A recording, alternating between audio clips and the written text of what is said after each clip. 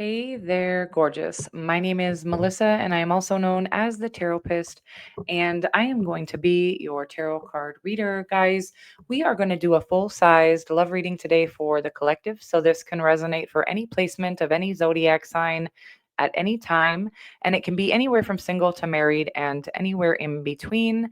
I am going to go into a little bit of an introduction about myself and the structure of the reading and personal readings and all of that. If you have already heard this all before, or if you're just not interested in hearing it the first time, I will leave a timestamp in the pinned comment below so you can click on that and jump right into the beginning of the reading. For those of you who are interested in knowing a little bit more about me, again, I am the Taropist, and anything that you would ever need to know about myself or my channel, you can find in the description box below, the channel description, or my community tab. You can always check out my website, which is www.thetarotist.com.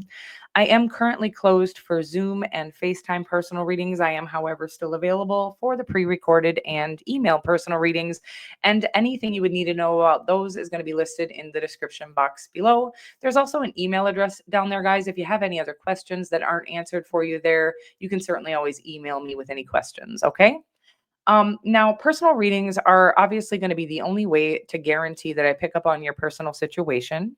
But if you are unable to, or unwilling to, or uninterested in purchasing a personal reading for any reason, but you would like me to be more likely to pick up on your particular situation in my collective readings, then make sure that you are engaging with the channel in some way so that you can transfer your energy here onto the channel and into the readings. And it makes it a little bit easier for me to pick up on your personal threads of energy.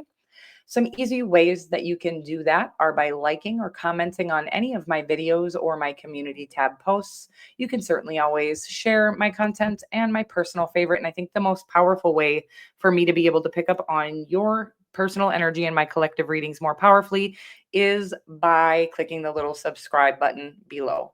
If you are going to subscribe to the channel and you would like to be notified when I do upload or go live in the future, then please make sure that you put your notifications on all. All right, guys, let's dive right into this reading here. We are going to start out with these dream guidance love messages just to catch a little vibe, see what kind of a relationship we're working with here. I didn't go through the structure of the reading, but this is just going to get us kind of an overall feeling or an initial feeling. And then we're going to go into the tarot and we'll check out your energy in the first column, the person you have on your mind's energy in the second column, and a potential outcome in the third column. Because this is just energy and it's a collective reading, you're certainly welcome to reverse the roles 1 and 2 if you think that your energy is more fitting to the second and theirs is more fitting to the first. But I am going to refer to you in the first column. The third column, again, is a potential outcome.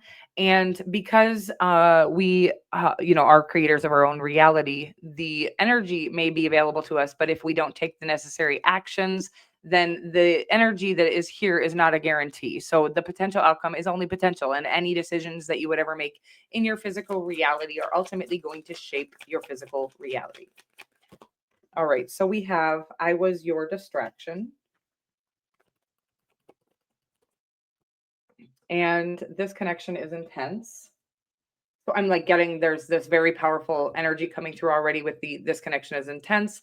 And it feels like because of the way one person felt, the other person didn't believe it. If I get you're too good to be true, I won't be surprised. I got what? Songs remind me of you. But I want to say that one person didn't believe the other, or even just the power of the connection. They were skeptical of it. Because I feel like their own self-doubt is, I am. I regret I mistreated you. We are soulmates. And you are too good to be true. I knew that was going to come out. That's why I was going to say I'm not going to take all these. And I was like, I feel like I should. So I did. Okay. So, and I do not want you to see my vulnerabilities on the bottom here. I got a lot of cards and not a lot of room. But I want to talk about, I do feel like this is a soulmate connection, a very powerful connection, a connection that came in. And again, because it felt so good or so right or so real or so intense. Both parties possibly, or at least one party was feeling like it was too good to be true and ran for the hills. Okay. That's the energy I'm getting, a little chaser, a little runner energy here. But basically, this always indicates a need for healing. We're not ready for the situation if the intensity of the situation caused us to run from it rather than to embrace it. The Ace of Pentacles here. So maybe it was your person that did run. Yeah, with the Ten of Wands in their energy. The Ace of Pentacles is a beautiful energy, and it's a card of a solid foundation, by the way. I don't know, it's likely that you have done some healing since this connection initially ignited in the third dimension. So usually when there's a strong soul connection, the connection has been around much longer than this lifetime and more than our own third dimensional minds can really conceive here. But they can also, it's like there's a recognition that feels so powerful, but there's no way to articulate it or something like that. So the Ace of Pentacles is about a new beginning that has like the potential to last a lifetime because it does have a very firm, there's roots coming out of that pentacle there. So it seems like something that is deeply rooted, again, in genuine connection. So a lot of times the Ace of Pentacles in a love reading just means that there is a real and genuine connection here at the foundation, which is exactly the recipe for success. Of course, two people who have done enough healing to not run from the situation is going to be mandatory. Well, I don't think that you always have to be completely healed because I think the energy of a true love connection like this is very healing in and of itself and can help us through the ending or I want to say the final, but we're never finally or totally. It's not um uh totality is coming through. I'm not really sure, but it's not like we're ever totally healed. So, but we do need to be to a place where we're able to at least feel the intensity of the connection without running from it. Okay. And I don't know what's going on in your person's energy, but the 10 of Wands is a card of burdens or a card of the weight of the world. So, a lot of times this means somebody making decisions in their life based on external sources or external noise, opinions of other people is a lot of times. So, I don't know what that might mean, but we're going to get more. The Empress card in the potential outcome. I absolutely love that. And we are going to get a overarching energy as well. And we have the Five of Cups with the Hermit card under that, though. Okay, guys. So the Five of Cups is a tough energy. I'm going to get to the Empress in a minute. But before we do, we're going to talk about this overarching energy. There is a major arcana underneath that, which obviously does, oh, wow, two of them, two of the deepest of all of the spiritual cards. So the major arcanas do represent our sort of spiritual path, where the others might represent what we're going through in the physical world or our physical reality. So soul searching, deep emotions, and I want to say deep seated and deep rooted psychological, or what's this right word? um Subconscious fears, okay, that may have been brought up by way of this connection feeling so intense. So a lot of times when something this intense comes into our life, when we're not quite ready for it, it does stir up a lot of things that we have been avoiding confronting. With the Five of Cups here, it feels like our past. So the Five of Cups is a card of kind of focusing on the pain from our past. And the reason why that we are focusing on that usually, well, always, is because we haven't healed from it yet. Or it brought up, I want to say, because it's like this connection coming in seems like it was so intense that it brought us into a place of soul searching or trying to figure out what is still so painful that we had. It was like impossible to kind of bring the connection into reality.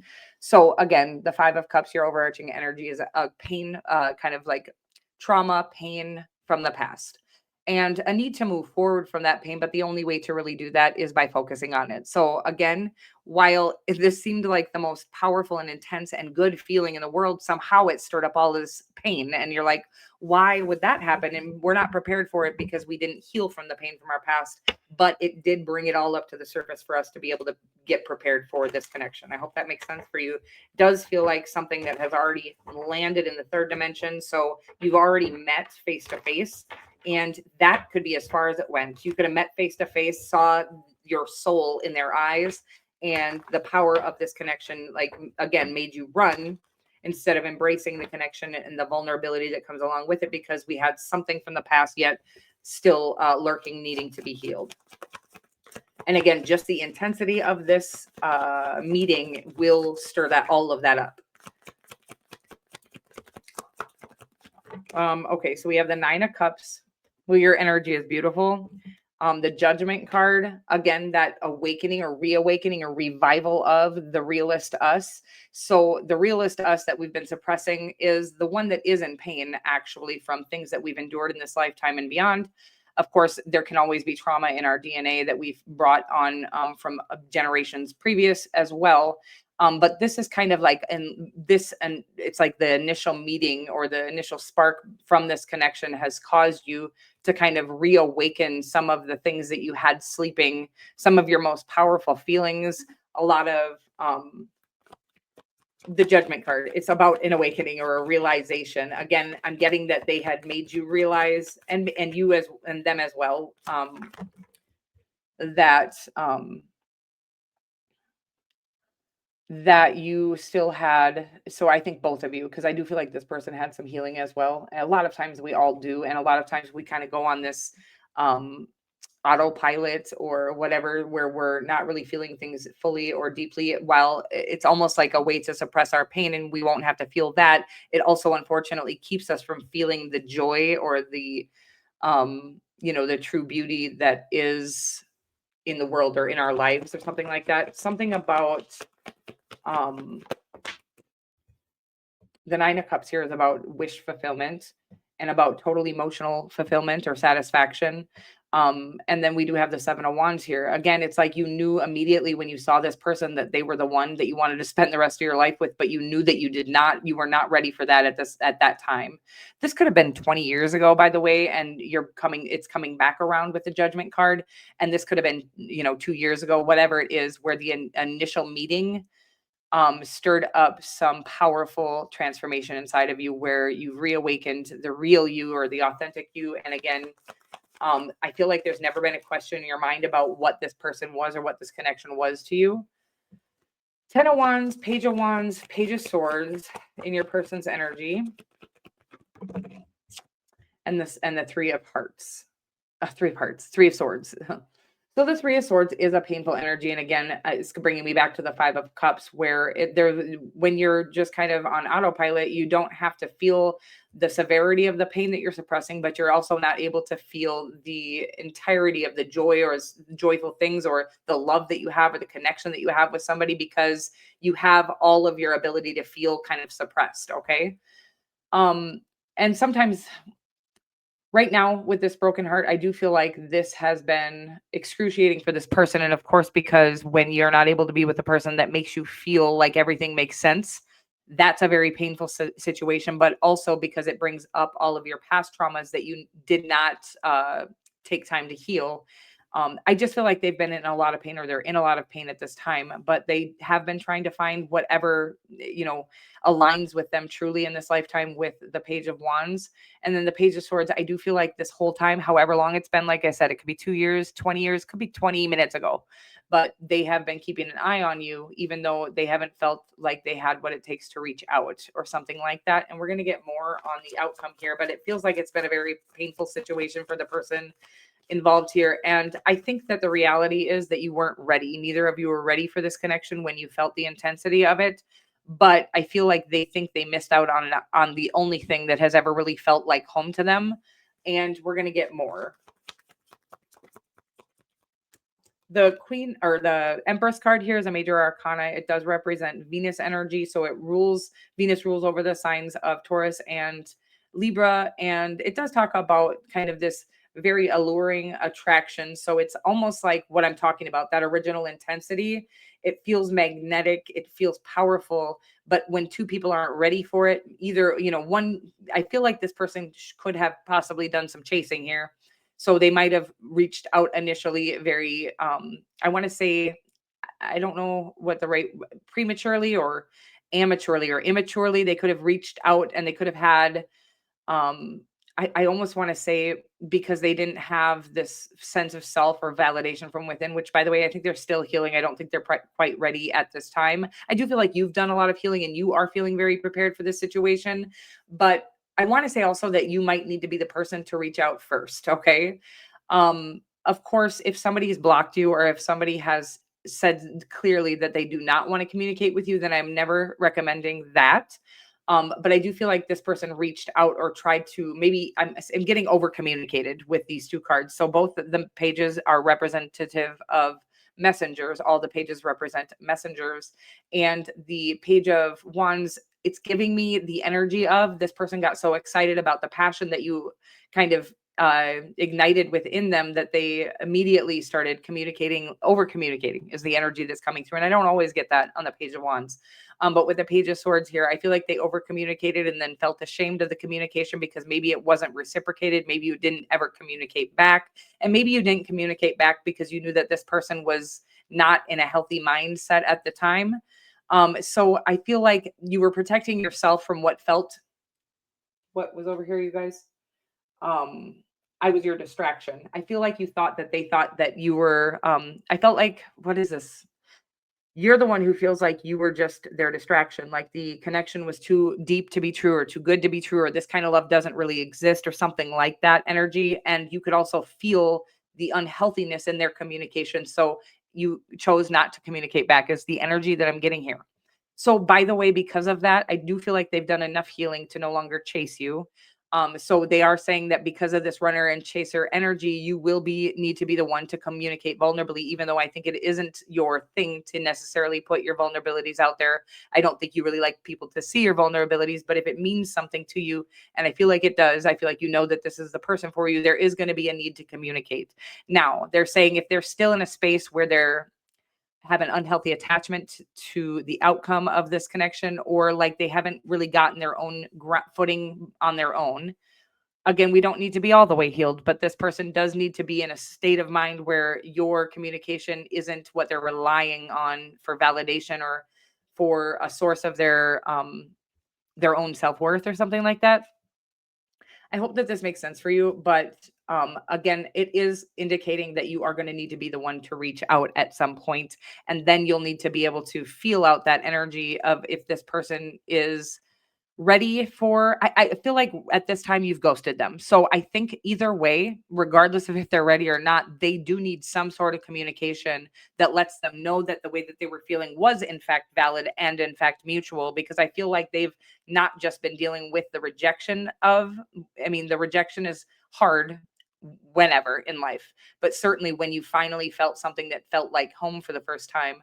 And then I don't even think there was a proper rejection, by the way. I feel like there was a ghosting, just that you cut off communication with this person because you had your own healing to do. And again, we're reawakening to the reality of your authentic truth, but also to the fact I just don't think that vulnerability is your thing. And I think that this intensity of this connection was terrifying for you either way. But I think because this person was also not healed at the moment, that scared you even further and kind of ran you off. Okay. Something like that, but there is a need for you to communicate that they were not crazy or something like that. I hope that makes sense for you. The Empress card, again, this attraction is so magnetic and intense that it does stir up anything that is unhealed or unsealed, okay, or unfinished. The Eight of Pentacles here and the Tower card. The Eight of Pentacles is a card of hard work or practical work or putting practical work into, the outcome here. Again, this is bringing up, even though the Eight of Pentacles doesn't necessarily mean communication, but there needs to be mutual efforts from both parties. And I think because this person did put themselves out there, again, I think they were in an unhealthy place at the time. And I think it was a smart move to take space. I think communicating that would have been a better idea, communicating that there needed to be space because, I think you were afraid to tell them your mutual feelings because you felt like you were just a distraction to them anyways, and that the feelings weren't genuine or that the connection wasn't genuine. I do think it's been a while and you're starting to realize that the connection is definitely genuine and that this is the only person that you want to be with, but because of the lack of communication on your end originally, it does feel like you're going to need to communicate with them at least at this time that the feeling is in fact mutual and that you're willing to wait as long as it takes for them to do whatever it is they need to do to get right with themselves. I hope that makes sense for you. So efforts on both parts, okay? The Tower card. Mars energy, more intensity. It's again, it represents the planet Mars, which we all know as chaos and destruction and disruption. And again, I feel like that's exactly what this was. This came in, it disrupted everything. It made it so you realized nothing really matters except for the things that really matter, love and connection. And but it feels chaotic and it feels like they had to lose some things to get here, or they still need to let go of some things, maybe an old mindset. The Sun card on the bottom of that deck, which I do love. It is, of course, a major arcana, which anytime there's a major arcana in the overarching energy of a love connection, it does mean a deep spiritual connection, which we already were feeling that. This represents the sun, which rules over the sign of Leo, and it is about happiness, illumination, and success, and then something that lasts a lifetime with the King of Pentacles under that. Excuse me, but they're saying this is not easy, right? This isn't something that this is two people who have been traumatized, in my opinion here. And a lot of times, those of us who have been traumatized are the only ones who can truly feel something this intense or this deep, anyways. So the trauma is kind of a gift, if you want to look at it that way, because again, we are able to feel things on a deeper level when we have had to endure things more intensely. So whatever has been disrupted in the two of your life, it feels like everything, by the way, it feels like this connection came in, disrupted everything, and not in a unhealthy way. But the Tower card represents, again, Scorpio and Aries and the planet Mars. um and it is about action, by the way, at the same time. So there is a need for action here, they're saying, but for somebody to take initiative or action, and I think that is you. But it's saying that what happens with the Tower card is we kind of break everything down to the foundation here of the Ace of Pentacles. And it's like everything that didn't really matter in our lives, it might feel like we're losing a lot of things. This could be karmic connections. This could even be jobs that didn't actually cater to us, or we're not in alignment with our greatest good or our highest, our best life, our highest timeline. So again, because when you've dealt with a lot of loss in your life or a lot of trauma, it's hard for us to let go of things, even karmic connections or even karmic friendships, by the way. So sometimes we want to hold tightly to things that are no longer aligned with our greatest good because we've gone without before or we're afraid of going without now. Again, when we're breaking it all down like this is how we really realize that the only thing that really matters, and of course, I don't mean in a selfish way, is our own energy, healing our own energy, taking good care of ourselves. And then, of course, I think we're all meant to connect deeply with one other person. How many ever other people in this lifetime? I think we connect deeply with several people on different timelines. But to get to the connection we're meant to have in our highest timeline, it brings like this tower moment where we break down everything that's not substantial in our lives. So again, it feels like a whole lot of chaos and a whole lot of loss.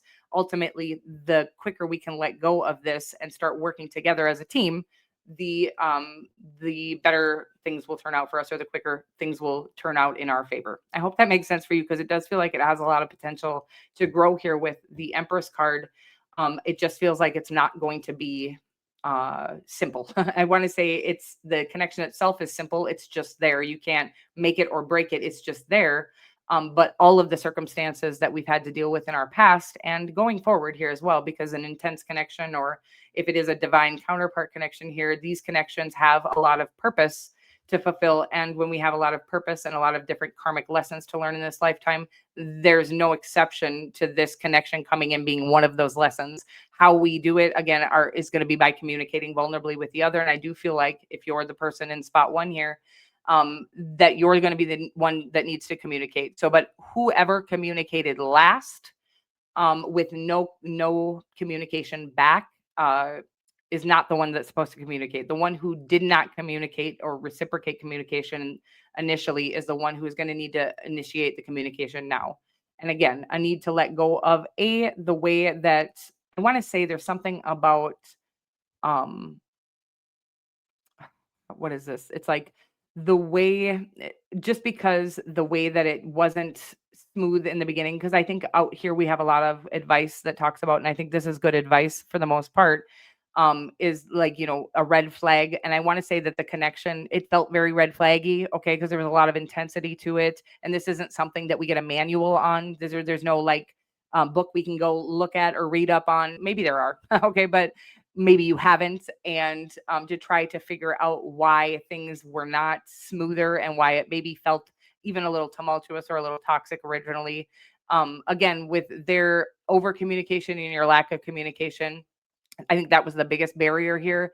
But a strong need for them to do some healing and you to do some healing. But I think your communication could be very healing for them as well, even if the connection weren't going to be like meant to be coming in. you communicating clearly that the feelings are or were mutual is going to be very beneficial for this person to move forward in the healing process as well. And then if they're willing to be vulnerable and you're willing to be vulnerable, then I think that you guys could do some healing together as a partnership as well. Okay. So I hope this makes sense for you. I'm going to leave the reading there. If you've made it this far, go ahead and hit that like button, and I will see you in the next reading.